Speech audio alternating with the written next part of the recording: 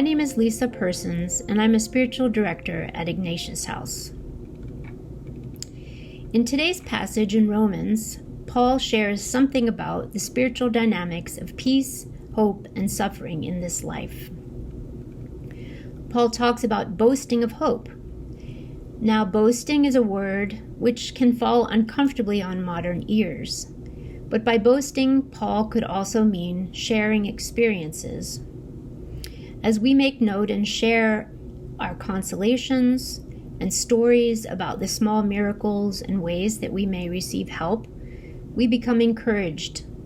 And this helps everyone around us to grow in peace and hope. My grandmother delighted in telling of the little mercies and miracles that graced her days, no matter how small. While our reptile brains are wired to focus on problems and danger, Paul's invitation to boast in our hope and tell of the glory of God strengthens our capacity to see and hear the good news around us. When Paul talks about boasting of our sufferings, he could mean something like not being ashamed of our sufferings or of our struggles. I think of 12-step groups who come together as a fellowship of people with common struggles. They share their experience, strength, and hope.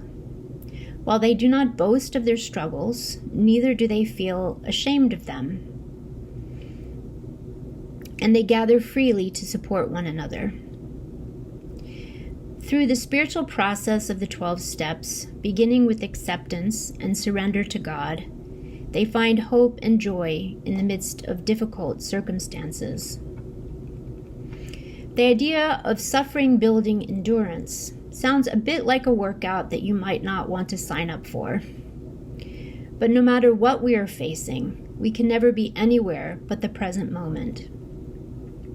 Thus, the wisdom of one day at a time or 1 hour at a time. Just like a woman in labor or like someone hiking up a steep mountain path, it's just the next breath or the next few steps that we are given to do. The effort to return to the present moment is a workout that brings relief. In the present moment, we are more likely to notice the small signs that are like manna that God sends us each day to give us the nourishment we need. Often, when we look back, we see signs of God's presence, signs of the help that has come.